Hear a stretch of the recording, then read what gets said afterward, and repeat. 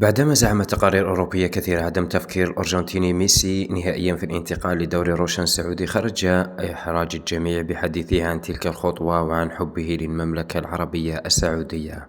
ليونيل ميسي يقول: الدوري السعودي جذب جدا، وكوني سفير للسياحة استمتعت بكل ما جربته هناك، وقرار اللعب في الدوري السعودي أو الأمريكي أو العودة إلى برشلونة كان قرارا صعبا. الهلال السعودي سعى لضم الأرجنتيني خلال الصيف الماضي بعد نهاية عقده مع باريس سان جيرمان الفرنسي، وقدم له مغريات مالية عظيمة، لكنه في الأخير فاجأ الجميع باختيار إنتر ميامي الأمريكي.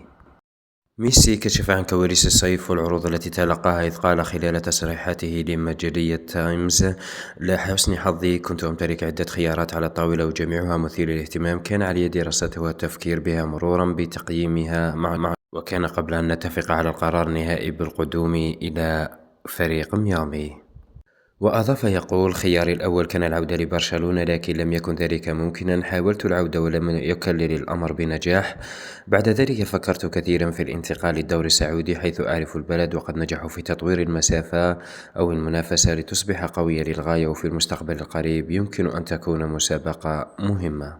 إن أعجبك الفيديو لا تنسى الإعجاب والاشتراك في القناة.